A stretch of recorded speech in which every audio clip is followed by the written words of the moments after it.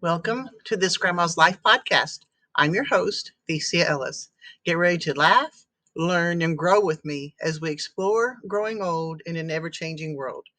One of the good things about growing old is that people judge you less.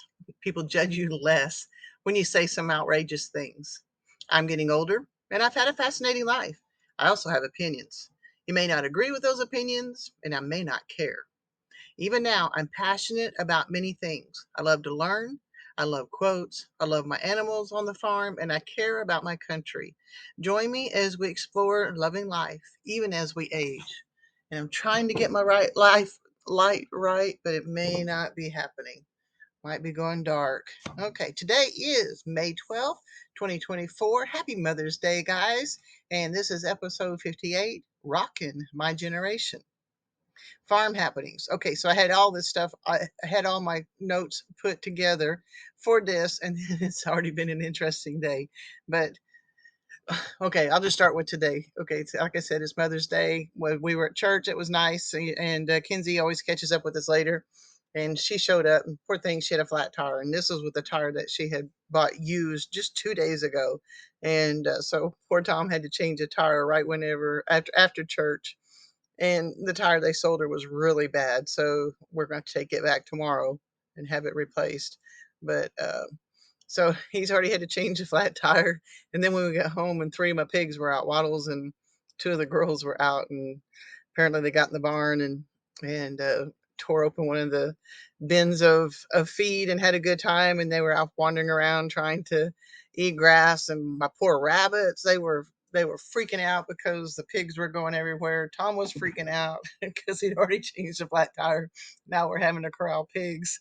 So, and poor Kinsey, in the middle of all this, didn't know this was all happening at first, and she's trying to give me my Mother's Day present. So I say, wait, we gotta go. I gotta go catch pigs, and then we'll come back and do that. And we got that actually went pretty easily. What it did, I wasn't going to gather up pigs in my Sunday clothes, so I changed clothes and we got them corralled pretty easily, and got the breach fixed. And what happens is, well, for a long time with all this rain, the pig huts were mired down, and I couldn't get them moved and stuff. So like even in where the piglets were, it was just full of water because they were mired down and was not letting water go downhill. So yesterday, Tom helped me get the pig huts up out of the mud, and well, now they're out of the mud and they can slide more easily across the ground. And it went through and created a breach in the electric fence, and so they were out having a good time and freaking everybody out. So that was done. I did a live stream for the first time, and it's on YouTube, but it's for Grandma's Homestead. And I had their note. Oh, here it is. So Kinsey got me a a cup. It wasn't Stanley. I can't remember what it was, but it's that type of cup, and it was really sweet. But it was like heavy. So I'm going, well, how what's in this? How heavy is this thing? And I'm shaking it because I thought, well, maybe there's liquid in it or something. No, she had filled it full of candy, so I was laughing about that. But I want to read you the card she got me because it was so sweet, and she knows I'm a different grandma. She knows that I'm. I mean, how could you not know? Anybody who knows me at all knows that I'm definitely one of a kind, whether anybody likes it or not. But on here from Kinsey, it says, "Happy Mother's Day. Thank you for everything you've done for me." And here's the kicker one: "You're something else, but that's what I love most about you." I thought that was so funny. I don't. I don't know where I would be without you. Thank you so much. And I tell you what, I adore this girl. And yeah, yeah. Well, it was kind of funny. She was even telling me, she goes, I didn't know where to go to get you a Mother's Day present. Do I go to the mall? Do I go to Walmart? Do I go to the hardware store? And I'm thinking I would have been happy with any of it. Even the hardware store, I would have been thrilled because I always need something, you know. So that was pretty cool. I even got to talk to my mom today. I got to talk to her for 3 or 4 minutes, and that was good. And I'm glad because she doesn't answer the phone anymore, and sometimes she can't figure out how to work the phone, but she figured out how to work the phone and called me, and I was really glad. For the rest of the farm happenings, for the last week or so, we've had rain, guys. We've had so much rain. As of and we got more coming in tonight, maybe even this afternoon. But since April 26th, we've gotten nearly 13 inches of rain. So it's been miserable for my pigs. And what I was going to say about that, I wasn't smart as figuring out what was going on for a while. I mean, it was raining a lot, so it was muddy. I couldn't even move them because the ground was just too boggy and nasty. And I've actually set myself backward on my foot because last Sunday I was able to walk without limping or anything, and I was thrilled about it. But being in 5-inch mud, has been hard on my foot, so I haven't been able to move him. But the piglets have been so miserable, and I feel bad for them. Well, I found out why. I got when I was able to even get close enough to find out. The rain was coming down the hill, and it was going underneath the uphill side of the pig hut, but the downhill side of the pig hut was mired in the mud, and so there was like 3 inches of water in the pig hut. So they could either be out in the rain in the mud, or they could be in the pig hut in 3 inches of water in the mud. And so it's no wonder they were miserable. And they were always happy when the sun came out every afternoon and they could dry out a little bit, but then there'd be more rain the next night. It was like we got 3 inches one night. So the piglets have been born. I think I don't know that I don't remember that I even told you how that happened. Um, I told about it on my YouTube channel, but I haven't told you about it in the podcast. Tom and I were sitting there watching Funniest Home Videos. That's one of my favorite shows. I don't watch much television. I do watch some sports, and I like to watch Funniest Home Videos. And we had the front door open because I love the view out our front door. And looked out, and there was like crawling around out in the field. And Tom goes, "I think there's something out there." Sure enough, we had piglets everywhere, everywhere, and she was still birthing them, and so she couldn't even get up to go. We found piglets out in the field. We found them wandering around, and my dogs were very helpful about that. They kind of helped me corral them and figure it out. So we ended up with like 11 piglets, and finally got a fence up around them because I had the electric net fencing. Well, it's not even a net, it's electric wire. And that's what they were in before. Well, piglets would just slide right underneath that. So I put up an electric net fencing. And so far the piglets have stayed in. So is Mama Pig did get out once. But as a general rule, the piglets have been staying in, and they're now that I got most of the water out of their pig hut and it's dried out for a couple of days, they are much happier. But it's kind of interesting. Um, not Daisy, Waddle's piglets were born almost exactly a year ago, and they were just a completely different personality. And these guys are interesting. It looks like some of them were like throwing down, having fights. I mean, they are acting like brother and sister throwing down. It's been kind of interesting. And now that they're drying out, they may start that again. But for a few days, they were just miserable and shivering and cold. And I felt terrible for them. But it is interesting how much different these piglets are.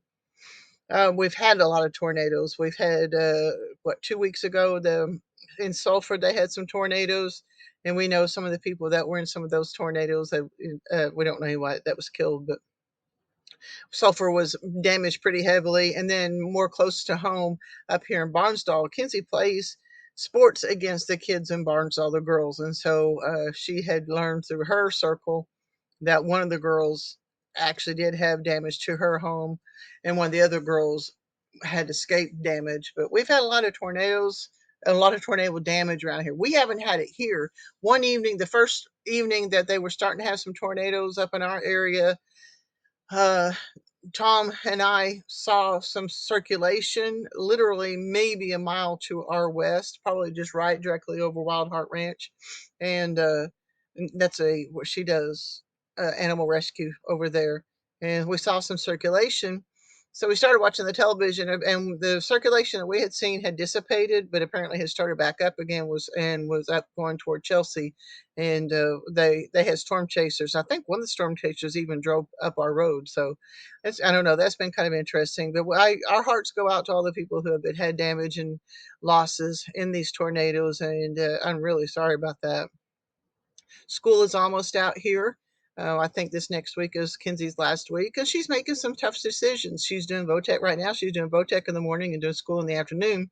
But because she's doing school in the VOTEC in the morning, she's had to take two or three online classes to make up for classes she's not getting in class with because she was doing culinary arts, and she's really enjoyed the culinary arts uh, VOTEC classes, but she wants to. Um, she right now she's working on raising some grades, making some decisions. She's just said that she wants to go to college for softball, and she's going to be a senior this next year. And softball season for school starts in July. And the way they've got things set up now, they're actually going to have specific different trainings even before that. We're going to try to get her into some camps and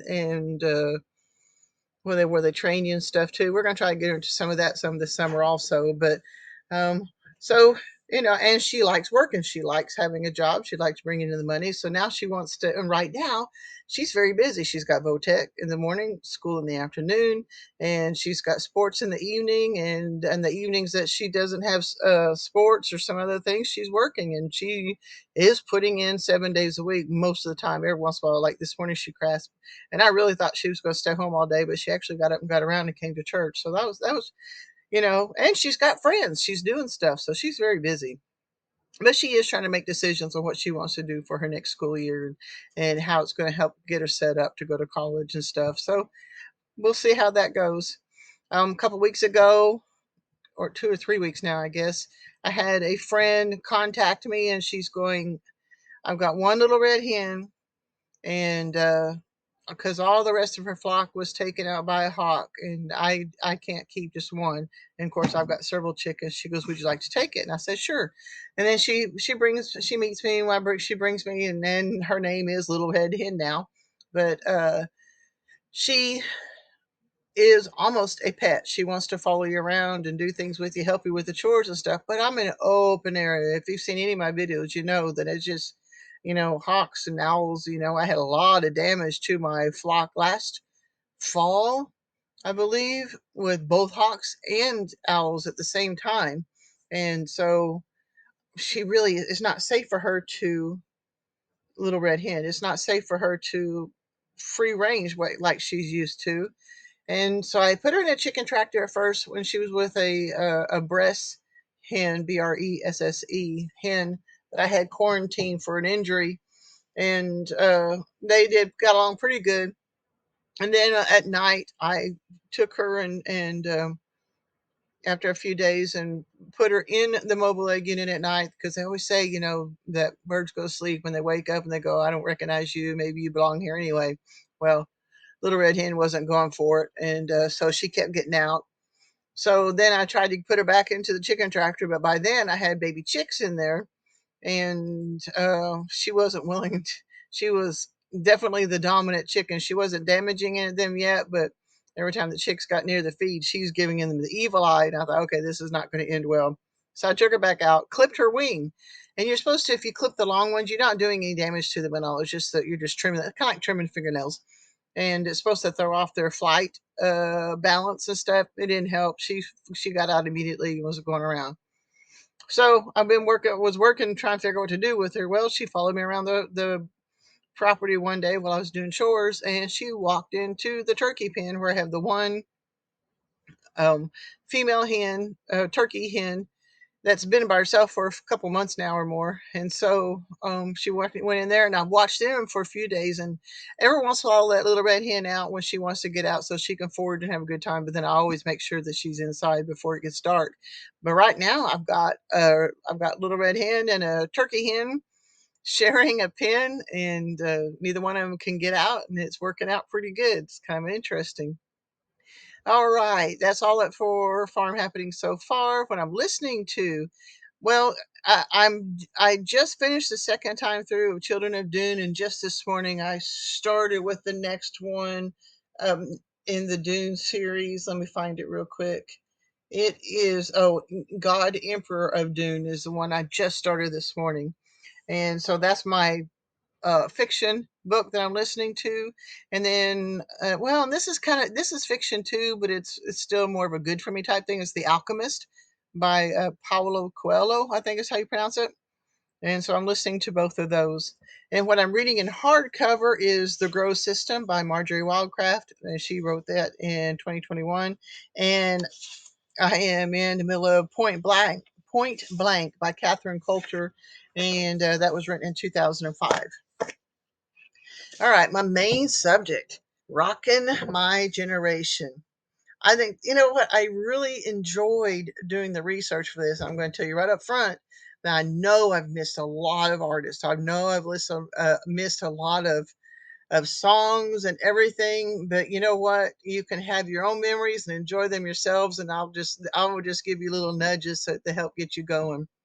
My parents were born in 1942, and in 1942 is an era of swing, big band, Latin, and country music. When their country music is a whole lot different than what the country music is of today. So, but even though they were born in the 40s, that's really not their era of music. Their era was in the 50s.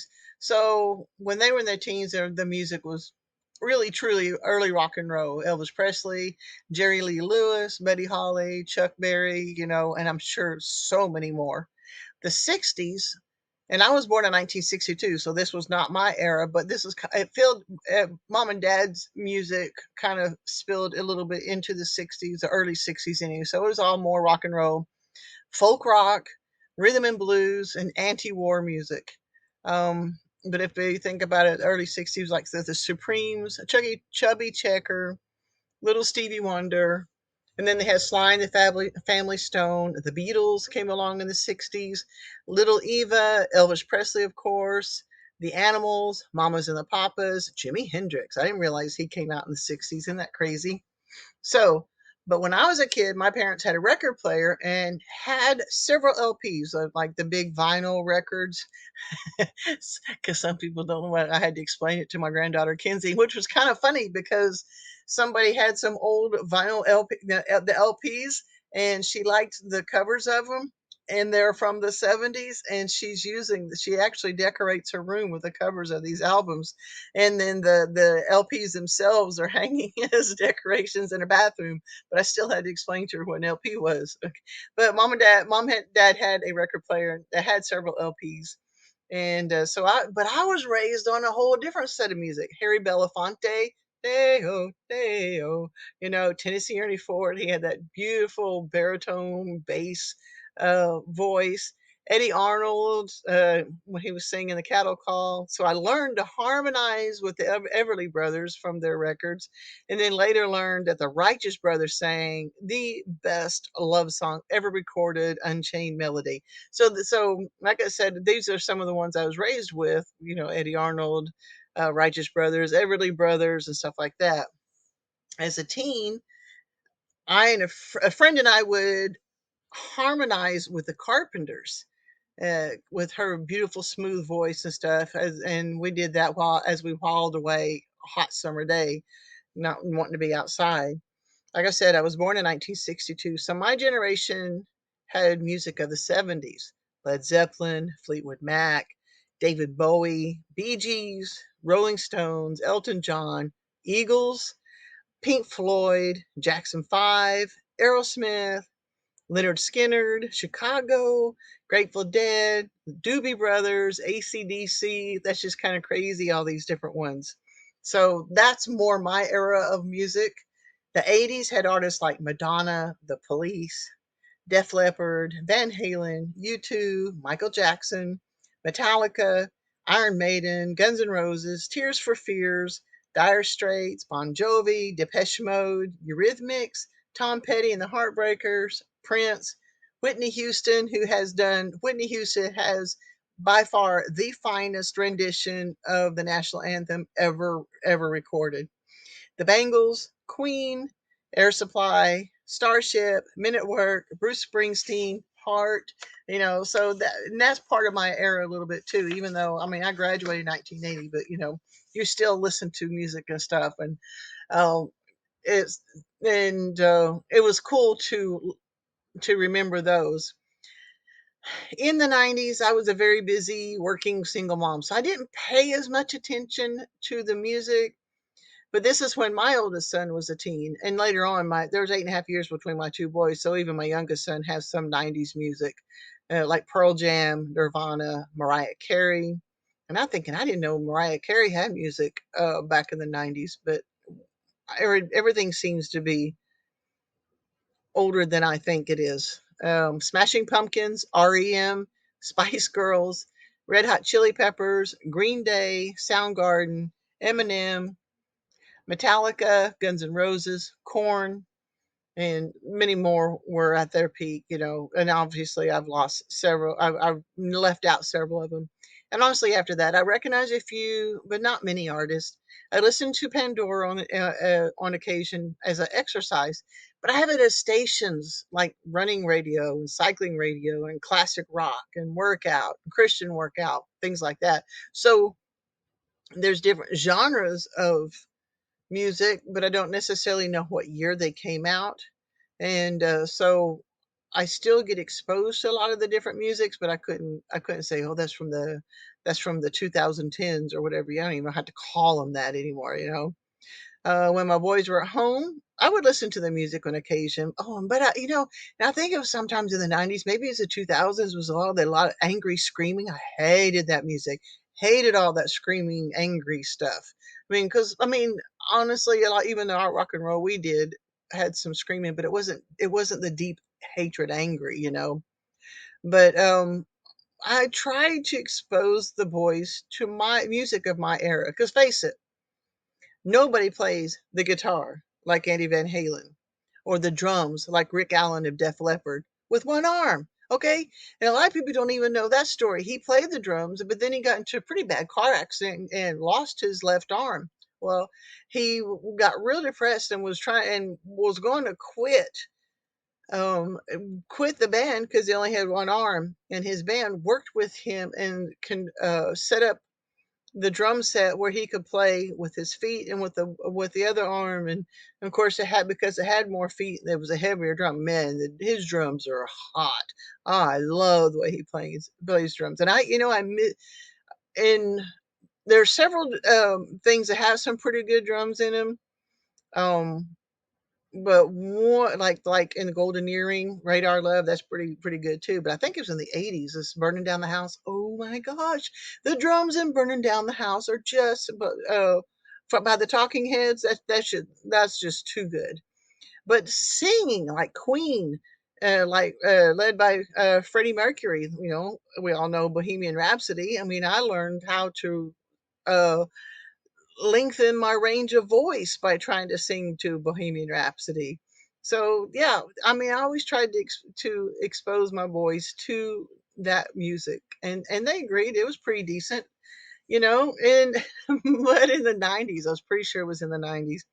I stepped onto an elevator and I was listening to the music. I thought, what the heck? This sounds kind of familiar. And then I recognized it as Led Zeppelin's Stairway to Heaven. I thought, oh my gosh, I'm getting old. And this was in the '90s. I'm thinking, no, Stairway to Heaven is the elevator music. Oh, I felt so old. A few weeks ago, I was visiting my husband's Aunt Frankie at the nursing home where she was staying for a while. And we were sitting in a dining area and at a table with several other ladies, and we were all visiting and stuff. And at a table across the room was a man. I think he was about my age. I don't know, maybe a little bit. I don't know how old he was, but he was visiting his wife. His wife was in the nursing home for one reason or another, and he was wearing a Led Zeppelin T-shirt. And it felt like I should feel old. I don't necessarily, but it is kind of surreal to look at old people my age wearing shirts that to me feel young. I don't know. It's just kind of a weird thing. I want to travel the country in a camper van. I have been really wanting to do that. And I've been watching a lot of videos of the many configurations of van builds so I can determine what I want for myself. And one man, probably my age, was showing his home built van. And he mentioned that the speakers that came with the van were not robust enough. So he added more and better speakers so he could listen to his rock and roll music. So, and on a YouTube channel I follow features a couple who are at this time they're traveling in Europe in their camper van. When I picked them up a few months ago, they were still going through South America. They're from Florida, and they traveled all the way down through Mexico into South America and Brazil and all of them, and here just a few months ago, they shipped their van to Europe. And so now they're traveling all over Europe in their home on wheels. And it's Snow and Kurt of uh, well, that's the name of the channel, is Snow and Kurt. And Kurt sometimes wears a t-shirt, and I can't remember, I'm pretty sure it's an ACDC shirt. And he's also, I watch him every once in a while he'll play a riff or two on an air guitar. So, we may be getting old, but we sure apparently don't act it. I don't know. And don't get me wrong, there's some good music, even great music, from each of the decades in the past 90 years that I have been talking about. I still feel, though, that my generation produced the best music of rock and roll. I could be prejudiced, but I see much younger people wearing Leonard Skinner, Van Halen, and Def Leppard t-shirts, and actually know who these bands are. So even if it does end up as elevator music, I still feel like my generation is the best rockin' generation. So what is your favorite music artist? What is your favorite genre? Who do you like listening to? Send me an email at theciaellis@gmail.com, theciaellis@gmail.com. I do, if you look in the show notes down below, I have some Amazon links. If you decide to go shopping and want to go do some shopping, click on one of those links. You don't necessarily have to do anything that's on the what you clicked on, because I had set up stuff for a thing I was doing for Are You Ready for the Next Great Depression? But click on one of them, do some shopping. It doesn't cost you anything more, and it helps me pay for all the stuff to get these podcasts out. Where I can be found. Um, the one I'm going to tell you about today is Kinsey Lackey Sports YouTube channel. It's probably not. It might be something you might be interested in. If you want to watch Kinsey doing her sports, watch the shorter video. I always do the full unedited, whatever it is she's playing, basketball, softball, or stuff like, or whatever. So everybody is being shown. But then there's a much shorter version of just her batting and just her catching fly balls or something like that. But if you want to check out Kinsey Lackey Sports YouTube channel, and if you know somebody who can get her into a good college for softball, let me know that too. I can be found also at grandmashomestead.farm. That's my website. Grandma's Homestead YouTube channel, Farm Animal Life YouTube channel. I'm on Instagram, TikTok, Facebook, MeWe, Twitter, and Rumble, and some version of Thecia Ellis or Thecia E. That's all I got for you today. I hope that you enjoyed this and got to think about some of what your favorite music is, and bring back some memories. But that is all I have for you. God bless, guys. See you next time.